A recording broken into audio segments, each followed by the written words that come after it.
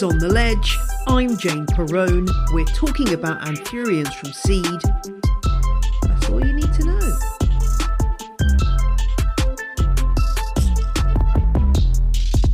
Hello and welcome to On the Ledge podcast. Let me expand on that brief introduction. This week's show is dedicated to examining a particular aspect of the On the Ledge sow-along that I haven't covered before. I'll be talking to Gemma Haigh, aka the Plant Parlour, about how to pollinate anthuriums, how to harvest the berries and grow these plants from seed. Just a little warning that this episode is about the sexual reproduction of plants, which is what pollination and seed formation is all about.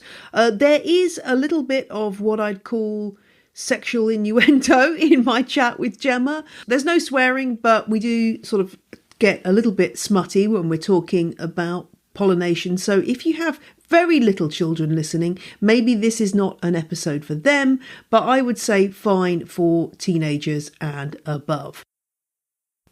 If you've not come across the On the Ledge sow-along before, let me explain. This is my project to get you growing houseplants from seed. We're all used to taking cuttings and buying plants and swapping plants, but growing houseplants from seed is a really fantastic way to learn about plants.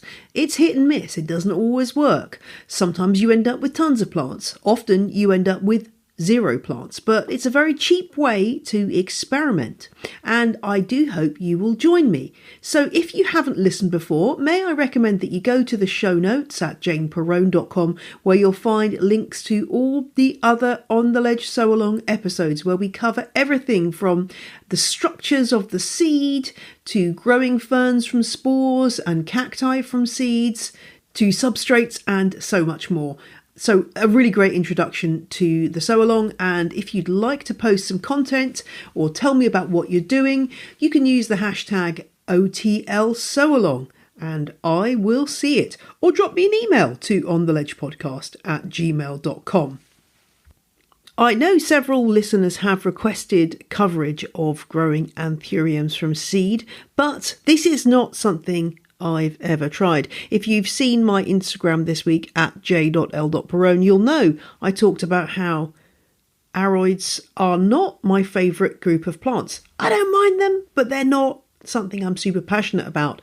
But I know somebody who is, and that is Gemma Haigh. Gemma is a houseplant designer and consultant who goes by the name of the Plant Parlour, and she has a formidable collection of anthuriums, which makes her the perfect person to chat to me, an anthurium noob, about how to get these plants growing from seed.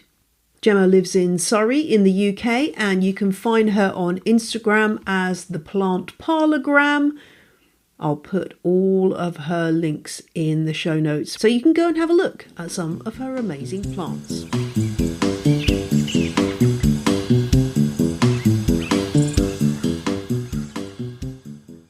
Gemma, thank you so much for joining me. We are here for the annual sow-along, which is very exciting for those of us who like to grow plants from seed. But I have to admit, I have never grown an anthurium from seed. And this is something that lots of people who listen to the show want to know about. So this is where you come in. Anthuriums from seed. I want to know, first of all, is it worth it? I mean, in the day and age where everyone's just buying plants willy-nilly online, what are the joys of anthuriums from seed? Anthuriums are a little bit weird. I'll start by saying that. They are a bit weird. And that the key reason that anthuriums are weird, I mean, there's a lot of reasons, but when it comes to seed growing with anthurium seeds only stay fresh for a small amount of time. So you really have to act on them quite quickly before they kind of turn and they're no good anymore. So that can be a kind of space of about 2 weeks, 2-3 weeks maybe. So it's quite a very slim amount of time. You can kind of keep them a little bit fresher by not bursting the berry, because they come in berries, and you can maybe hold on to those until they get very wrinkly and sad and squeeze them out. But honestly, I would say, yeah, probably I'm a very lazy plant parent, so I'd say probably about 2 weeks is about right. Yeah, that's a tricky one, because for those of us who like to sort of buy seed and then leave it hanging around for ages, the time is of the essence here, I imagine. If we want to get pollinating our anthuriums, where do we start? What parts of the plant are we looking at, and what do we do? The flowers are a little bit unusual. They're a bit ugly, I would say. You're not growing anthuriums to the flower, maybe a flamingo plant, but other than that, it's the leaves really, aren't we, that we're going for? The flamingo flowers, yeah, they're quite nice. That's Anthurium andreanum. Don't know if I'm saying that right, but that's how I pronounce it. I don't think there is a right or a wrong. I'm going to say that. I would say andreanum, but that's just me, and there isn't a right and a wrong. That's what I'm going to say on this. That sounds quite posh, Jane. I like that. Well, I like to make it posh as possible. But anyway, tell me about anthurium flowers. What are we dealing with here? Okay, so they pop out on a rather large, long stem, and they reach out right through the leaves. So if you've got lots of lovely, luscious leaves, whether they're long or heart-shaped, whatever they are, and then you have this kind of huge stem pops out, and at the end, you've got this long-shaped thing, which I think I'd describe a little bit like a finger, very narrow finger, and that kind of pulls out and along, and that is part of the spadix. So that is the spadix, where you get all of your kind of bits and pieces for pollen. Anthurium flowers do male and female, so you have to catch them at the right time in order to collect the right things and pollinate. But first, the spadix turns female. So what happens is all of these kind of little areas open up with these kind of little dots, and that's where you produce all of the hormonal processes, whatever you want to call it, of the plant. And first of all, you get stigmatic fluid. That's like a little juicy thing that oozes out. Is that for pollinators, to attract pollinators? Yeah, so basically that's kind of where the pollinators are attracted to. That's where they, maybe they'll get some nectar from that. So they'll sit on there with anthuriums, because they are kind of ugly. I'm pretty sure that a lot of anthuriums are pollinated by like little flies and beetles and things, as opposed to, bees like we might have in the UK. So what happens is they kind of land on there, drink this tasty stuff, and they may have pollen on them from a different flower. So that would then pollinate the spadix, and you might start growing seeds from that. But essentially what happens is that process goes all the way along the spadix, from the bottom up, over a process of a few days to a week, and then it produces pollen from all of these kind of little areas, almost like little kind of weird ovaries, I suppose. Once it's kind of gone through that process all the way up, then it starts going through the male process all the way up from the bottom up. So it starts producing pollen from the bottom of the spadix all the way up to the tip of the spadix. And at that point of the process, what you can do is collect that pollen. So that pollen can then be used to pollinate a different flower that's in the female stage. I see. So you'll need more than one flower there. You'll need more than one plant, two plants to cross. They can self-pollinate. So you can have two flowers on the same anthurium, one flower on one anthurium. Can't do both, simply because the stages are in the wrong order. So you need the pollen in order to pollinate the female part, and the fluid comes first. So you have to have the pollen to start with. Otherwise, you just can't pollinate the female parts. So what you would need is two flowers on the same anthurium, both in different stages, or you would need two different anthuriums, and then you could use the pollen from one to pollinate the other. A third option is you can collect pollen whilst you have a flower on one anthurium. You can save that. You can actually put it in the freezer. Don't eat that, dear. That's the anthurium pollen. Yeah, I have to write a little note, because I tend to put it in tin foil, so I knock it off, sometimes with a paintbrush if I'm feeling precise, but other times I literally just put a piece of tin foil over and just whack it off. Are you whacking off your plants, Gemma? I do whack off my plants, Jane. Oh my God. The life of a plant person. What can I say? That's absolutely foul. But I love it. Well, you've got all these packets of foil in your freezer with anthurium pollen in them. In takeaway containers. So then you've got it ready for when you do have a plant that's receptive to the is in the female stage, that you can then use that pollen and have a little pollinate. And is this how you're making different crosses, presumably, between different anthuriums? Yeah, so this is how people cross anthuriums and get new types of anthuriums. So anthuriums are quite interesting in that lots of the different types of anthuriums can be kind of intercrossed with each other within kind of regions, so within specific kind of areas of anthuriums. So for example, you've got your long-leafed ones, they can generally be crossed with each other. You've got your heart-shaped ones, they can generally be crossed with each other. And so you have, within that, you have a lot of ability to play around and create new types of anthurium, which is what you'll see when people say, I've got this X, this is, that's two different types of anthurium that have been crossed to produce a new type. Sometimes what we're seeing more and more now is that then people give them fancy, crazy names like Goliath, for example. The difficulty with that, though, is when you do that crossing and with sexual reproduction, you're going to, presumably when you get those seedlings, they're all going to be quite different. You're not going to get a uniform result like you do from taking a cutting of a plant. It can be quite random, I would imagine. Yeah, definitely. So and they may all have completely different characteristics. So you might have, for example, a really good example with anthuriums is forgetii, which has like a closed sinus. So the leaf shape is very kind of oval at the top, like a round circular part, and it comes down to more of a point at the bottom. But what you get is people use that anthurium, forgetii, and they might cross it with something that has more of a heart shaped. So it has lobes at the top. So it has like an open sinus with a heart shape. You might cross, say, that heart-shaped one, such as crystallinum, with a forgetii, and you don't know which characteristics you're going to get in the offspring. You might get the lobes, or you might get the close with the circular top. You just don't know. And it's the same with colouring, veining, all sorts of different characteristics. And this is why people love playing around with anthuriums, because it's a bit of a luck of the draw. You never know what you're going to get from the offspring.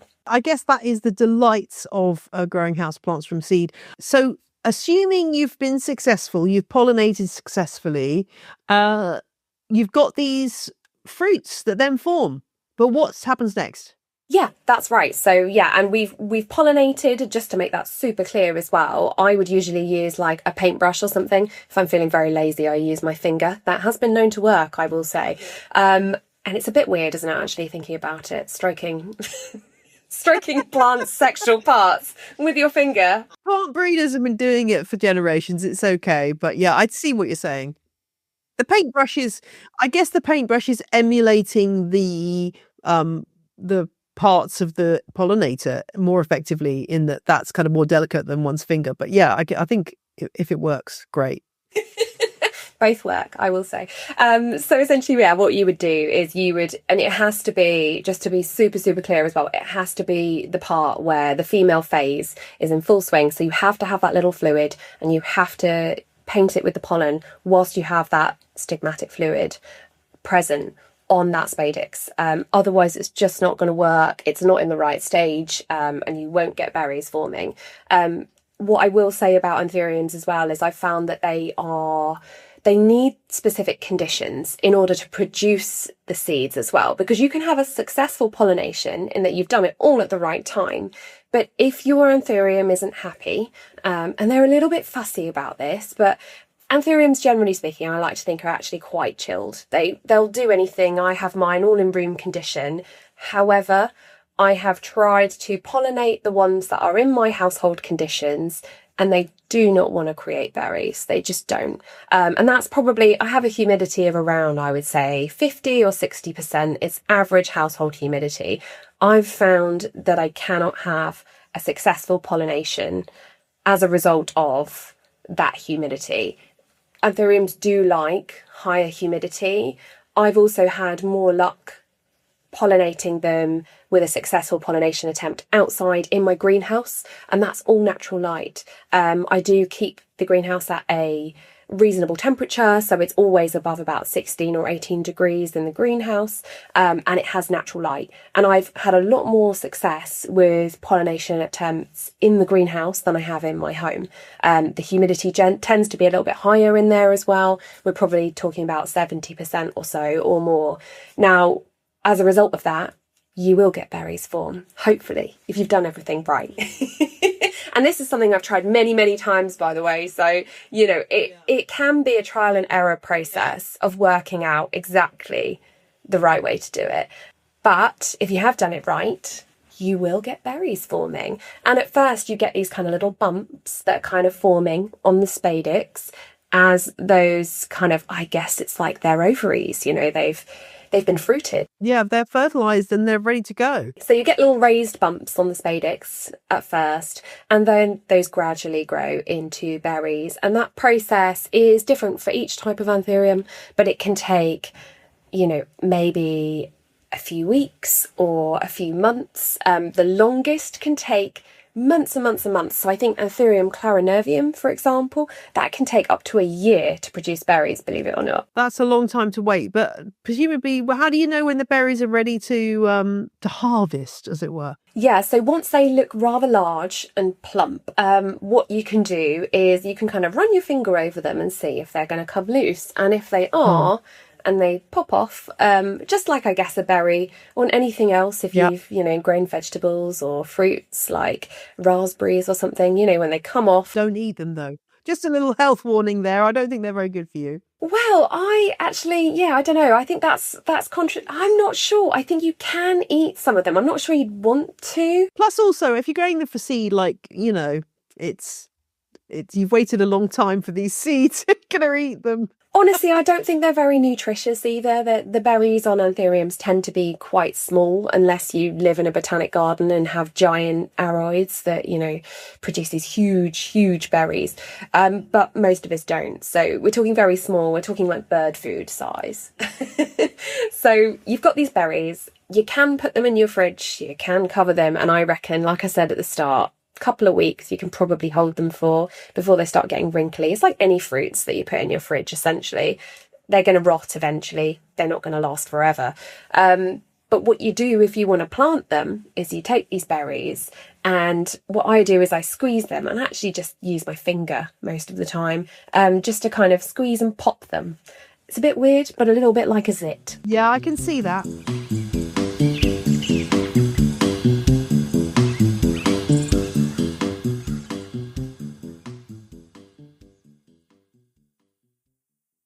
More on Anthuriums shortly, and I should just say, please don't try eating Anthurium berries. They may be tasty in some cases, but health warning, they are not going to be good for you. So yeah, no eating Anthurium berries, people. A little bit of housekeeping now. I've had some feedback about last week's show on whimsical houseplants. Patreon subscriber Brian B got in touch about Petracosmias. You'll remember these were the ones with the fractal rosettes of furry leaves that I absolutely adore. And Brian agrees. Brian says, I love them so much. They do well in terrariums. That's a really good point, Brian. I didn't mention terrariums, but they do well in a terrarium environment. Just don't let it cook on a warm windowsill because they really don't like the heat. And Brian also very helpfully points out that in the US you can find them at two nurseries, Violet Barn and Linden Lyons. And listener Bill D got in touch about agar jelly. Now, I mentioned this in passing, and Bill was right to pick me up on this because I seem to indicate that you can eat agar jelly. Now, that is not the case. I did know this in the back of my mind somewhere, but obviously my brain just heard the word jelly and went, jelly. But yes, agar jelly has a few different uses, primarily in our context, tissue culture. And Bill points out that it's made from Irish moss, a seaweed, not a food. It did occur to me, why is it coloured? I went over to Reddit. There are loads of Reddit threads on agar for some reason, and apparently it helps to indicate contamination when you use food colouring colours in the agar jelly. So the more you know, guys. And also Bill pointed out that a fluffer nutter I mentioned this because there's a Petrocosmia called Fluffernutter. Apparently it's a peanut butter and marshmallow cream sandwich.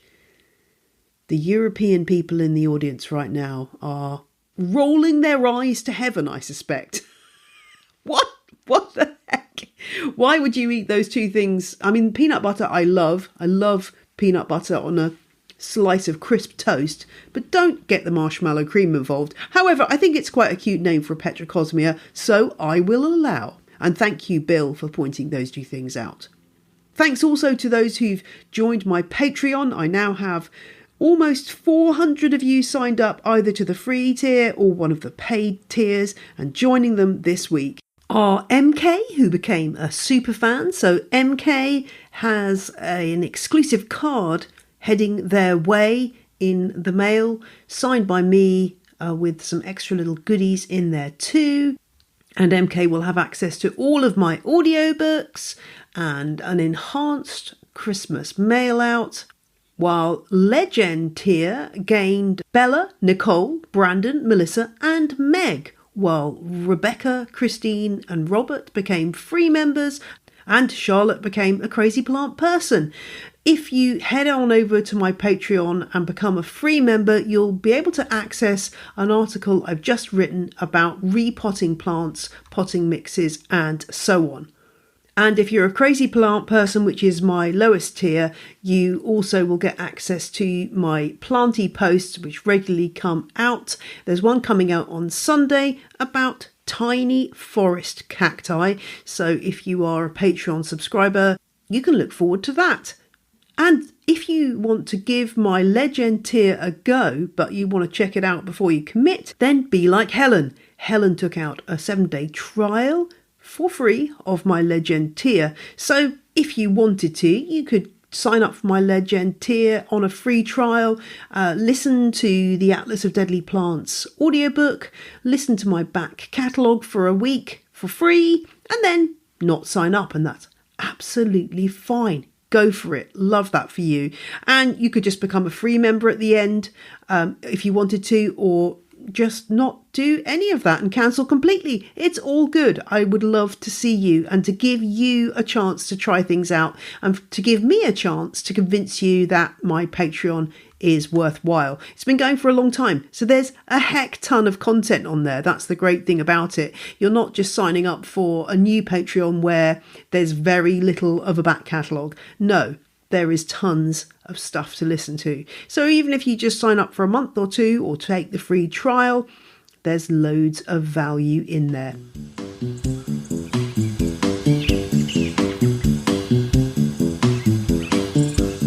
Then you get the berries, the seeds are coming out. And then what do? Do you have to, because they're kind of sticky, do we dry them out? Do we plant them straight away? Do we sow them? Yeah, so you get kind of 2 to 3 seeds, maybe more if you're lucky, in your berries. You squeeze them out. I tend to use like a piece of kind of damp kitchen paper to do that. So you squeeze them out onto the kitchen paper and then I kind of wipe them off a little bit, sometimes with a pair of tweezers, just kind of like move them around a bit, get rid of the juice. And the reason for that is that if you plant them with a bit of juice on it, it can cause rot, and you don't want that with your berries, obviously, and with your seeds. So you want to get rid of as much juice as possible, really. You could also alternatively put them in a little dish of water, swirl them around, mix them up, and then take them out again. And again, then you've got rid of most of that juicy stuff. Once you've done that, you're ready to plant your seeds, but they are not going to last. So you're going to have to do it pretty fast, I would say. So how I do that is I've got like a little seed propagator. I've filled with a layer of perlite. And then on top of that, I put a layer of sphagnum moss.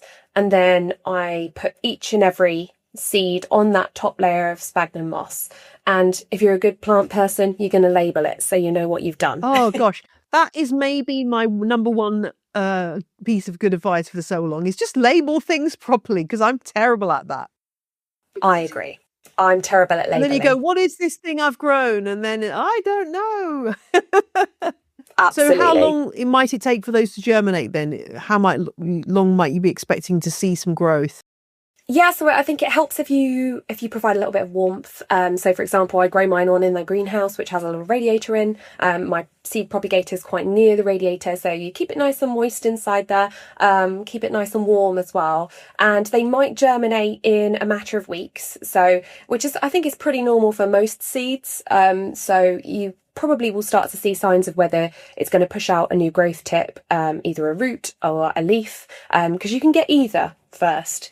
It just depends how the seed feels, really. So you will see signs in 2 to 3 weeks as to whether they've been successful. Some take longer than others, though, I have to say. I mean, some of mine have taken 6 to 8 weeks to really show any signs. So I wouldn't give up hope. I wouldn't chuck them away. I'd give them a couple of months, see how they're going. And then you'll be able to tell as well, you'll see signs. You'll either have fresh green and you'll have fresh roots coming through, which will be nice and furry, or you will have they'll start to yellow or brown, and then you'll see that those seeds have not been successful. I would also make a point of saying here that I've had less success with anthuriums that have been self-pollinated. So aka if you're using 2 inflorescences from the same anthurium, I've had lower yield of successful seeds from the same plant. So it's more successful if you have a wider genetic pool to work with. Yeah, that makes perfect sense. So when you've got the seedlings, presumably then it's just like anything else you might grow from seed, that they're going to get to a certain size where you're ready to maybe put them in an individual pot once they get big enough. Yes, exactly. So once they get big enough, I would then pot them up. I usually wait till they have roots of, like an inch or so, and then I would probably look at potting them up. Usually I'd wait until they have at least 1 leaf, although with an inch or so of roots, I would say they usually do. They've usually got 1 to 3 leaves by that point, and then I would pot them up however I think is best for them. I personally like to use semi-hydro, so I use Lacusapon, and they're usually ready for that by that point. I usually just top mine with a bit of sphagnum moss to give them a bit of extra moisture, keep that nice and wet, so it's not too much of a shock for them, because they've obviously come from this nice moist sphagnum moss in this closed environment of the seed propagator. So potting them up and keeping them moist is important, but you don't want them too wet because you don't want those roots to rot. Yeah, that's great advice. I did an episode on pon a while ago with is it, how do you say it even? Is it I say Lacusa, but okay. Lisa Bauer, who's Happy Plant Collector, she's German and she told me that's wrong. So okay, who knows? Well, anyway, I did an episode with them. I don't know how I pronounced it at the time. If anyone, I'll put that in the show notes if anyone wants to go back and learn about semi-hydro. Also, yeah, it's a great way of raising that kind of plant, so I can see why that would work. But that's really good advice. Is there anything else we need to know about this whole process that we haven't spoken about? It seems fairly straightforward. I think it just seems like a bit of a waiting game that you never quite know what you're going to get. Yeah, it is a labour of love, I would say. Pollinating anthuriums, it takes a long time. The whole process takes time. It's not a quick fix. It takes weeks from the time you first have the spadix and the inflorescence to when you actually know if you're successful with the pollination. So it is a waiting game. You do have to be very, very patient. What I would also say is if you are giving it a go, label your inflorescence, because this again is another thing that I've made the mistake of so many times. So I actually bought some of those plastic tree labels, if you've ever seen them. They're a little bit big, but I haven't really found a great alternative to it. So what I tend to do now is I label what I've done, what I've pollinated. I've pollinated this plant with X, the other plant, and I make sure I stick that on there. I also have just to protect it, and this is just my process, but you don't have to do this, I have these tiny little organza bags, and I pop a hat on. I pop a hat on my inflorescence, and I kind of like tighten it up so that I know that little kind of ecosystem, that little bubble is contained, and everything stays within that and doesn't get affected by other things. So that's another tip. That's great advice. Yeah, I love that. Pop a little bag on it, and a great use for those little bags that you get given with gifts in that you don't then know what to do with. So that's a top tip. Well, that is brilliant advice, Gemma. I think that for me, that's answered all my questions. I'm really intrigued to hear from listeners to us who've given this a try as to whether they would recommend it. I think in this day and age of like everything being instant, the idea that you have to wait and be patient and things are unpredictable and may not work out is actually a really nice lesson for us all. So I really hope that people with Anthuriums will give this a try. As an Anthurium refusenik, I won't be giving it a try because I don't have any Anthuriums to do it with. But however, I do love to spread the Anthurium word for those who are enthusiastic. And what a great way to make new plants. I mean, you're going to end up with a few duds, I guess, along the way. But do you have seedlings that you're like, oh no, that one's going in the compost heap? Or what do you do with your seedlings? I think you tend to know, after a few weeks to 2 months, I tend to know which ones are just not going to be successful. They do go brown and yellow, and you can see that sometimes they start to grow mold on them, and you're like, okay, yeah, that's a goner, that's a no. Yeah. And then it's just, throw those ones away. But yeah, you usually know as well, the ones that are a bit weak or are going to rot again, as you grow them on over the kind of coming months, you'll see which ones are just not going to be successful. Brilliant. Well, thank you so much for joining me today. It's been a pleasure, Gemma, and let's hope we hear about lots of Anthurium babies coming our way before very long. Thanks, Jane. Thank you for having me.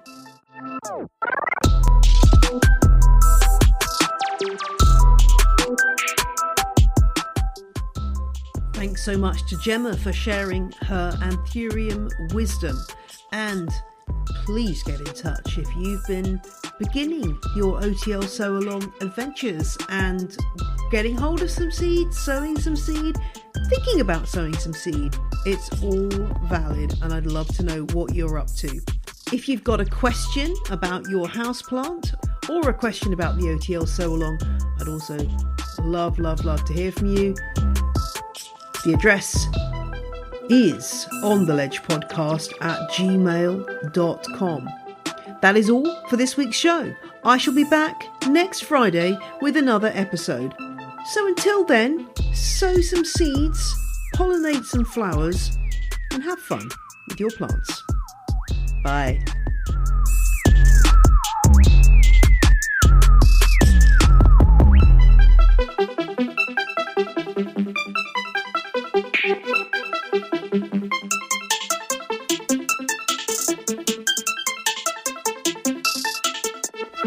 The music you heard in this episode was Whistle by Benjamin Banger and The Road We Used to Travel When We Were Kids by Kumiku.